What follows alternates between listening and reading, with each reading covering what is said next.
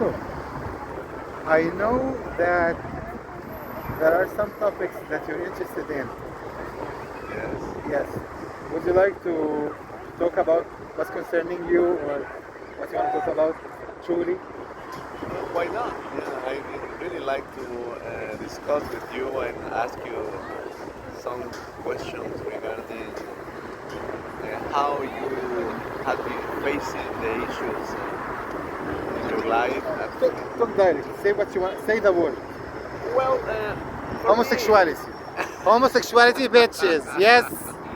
well, I am a Christian man. I was raised as a Catholic Christian, of course, in Mexico. And even for me, it has been very difficult to have the courage to face the issue. And for me, it's something amazing how you have been dealing with this. And I was asking you before, I had been asking you, where does the courage come from in your life? Because you have a courage, which is something very impressive for me. So I want to ask you, where does that courage come from, for you to face this issue? There are other questions that we can develop maybe, but right now my concern was is something I would love to have also when I was younger, like I am older than you. And before, I didn't have that courage to face and to deal with these issues. And I have been very respectful and with my community, but even though I don't like to feel shame of myself. You Yeah. know what I mean? Yeah. Yes. Okay. Hold the camera. Well, during our friendship, I told you about my childhood and how I have faced a lot of troubles and shame and guilt and like I haven't been molested or sexually abused or anything like that. I was just born with the feeling. Like I was born attracted to other guys, you know. So when I was young, as any other little kids, I was exploring my sexual organs with the neighbors and stuff like that. We were just discovering each other's bodies, you know. And the little boy just brought his sister, and he was like, she's an older, his older sister, and she grabbed him. And one night we were playing in the street, and all the children of the whole buildings of the entire street, of the whole entire neighborhood, were playing in the street. And then she came down and she was like, Muhammad, Ibrahim told me that somebody has taken off his shorts. I was like, yes, I did it. So because I did it, we were children, we did this. But I didn't fuck him, you know. So she grabbed me and she took me to my mother, and she was like, your son has done this and this and this.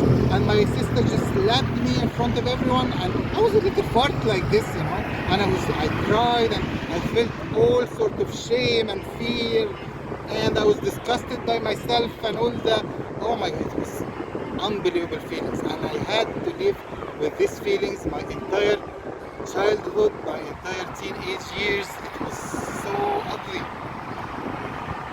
Until I reached college, and to repress all these feelings, I became very religious, very religious. But when I started college, when I was fresh at college, at school, I met a guy at college, and you know, like it was love from first sight. At least from my side, I was like, I saw him, I was so in love with him, and we didn't talk, you know, but the eyes, you know, when you look at someone and it's just like you stare and you look, I don't know. I tried to fight it. I tried to focus on my studies. The more I escaped from it, the more I became obsessed by it. By this time, I decided, fuck it, I'm going to travel to Mariam Noor, because I knew that this woman was the one who's going to fix me, you know. Because one time when I was in high school, I was watching her program on UTV, and she mentioned something about this. She said, if anyone is having a problem with homosexuality, he can come to me in my center in Lebanon, and I can help him with it. So I was like, oh, this woman is going to help me become straight, you know? So I went. Okay? So I went. And help me, but she helped me to accept myself. She didn't help me to change. She helped me to accept myself. She was like, "That's you." She was like, she had anyway. She had me. However, she did it.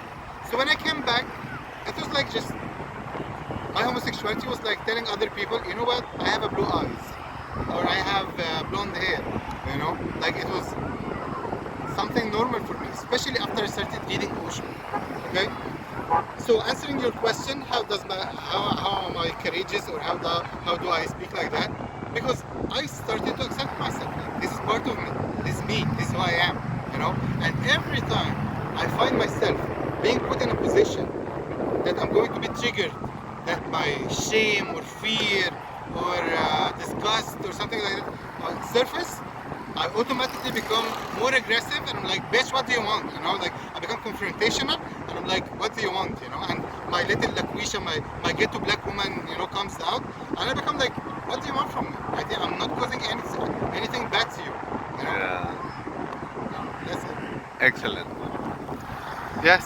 So, what do you think about that? Well, thank you for sharing what you had experienced. These episodes reach my life, and I can understand where does your courage comes from. And I am very happy to meeting you and to know more about you and help me to figure out the best way to face this issue in my life, in my personal life.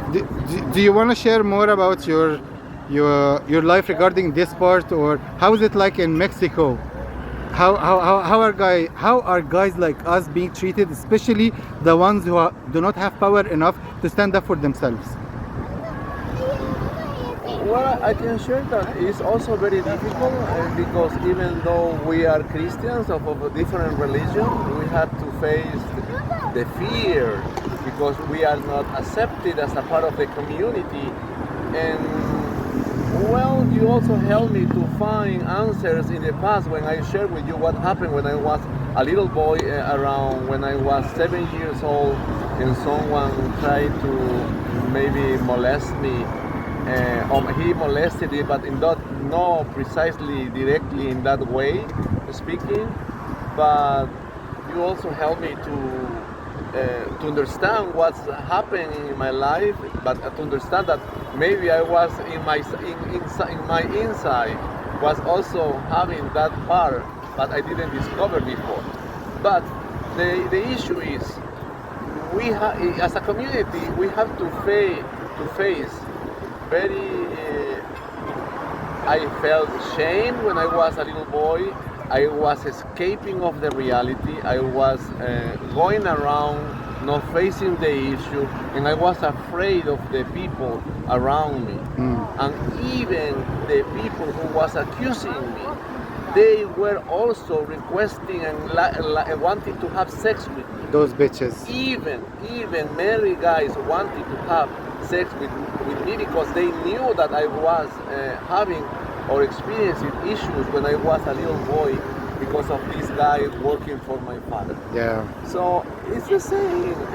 Even though if you were raised and educated as a Muslim, in my case I was raised and educated as a Christian, we were facing the same. Yes. Fears, shame, and I was afraid because my parents will know what happened with my life. Yeah. So it's not easy. It's totally.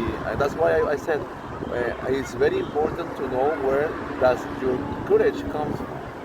Because I wanted to have that courage to face it and to feel free, to feel. Even though you can be respectful, but you have to have the courage to feel valuable. That you are not a trash. You are not because you are not you are not accepted as a part of the community because of this issue. Right. Yeah. Oh my God. Good friend. I don't know what to say. It's just that it makes me sad, you know. I don't know. I feel sad. I feel sad, and I feel sad, and I feel responsible. I feel responsible. You know, this channel that I'm making, that's part of my responsibility. You know, I feel like I am responsible to share my story. I'm responsible, not for another child to suffer and face what I have been through. Not another. You know what? At one point when I was a little boy, I was just a little boy. I was taking a shower by myself, and I was talking to my penis, and I was telling him, "Look what you have done to us now. Look what you have put us now through. Do you want me to cut you now?" I was talking to my little penis like this. I would never love any person to go through this again, you know. So I feel responsible. I feel sad, and I feel responsible to share this, to say what everyone cannot say, you know, because I don't want anyone else to go through the same thing, you know, because it hurts. Of course, it hurts a lot. Yeah.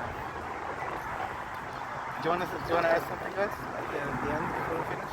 Well, at this moment, I feel happy that we have been sharing these experiences and to get some answers because of your support, your friends' support and valuable support. So I feel good now. Thank you for sharing this with me.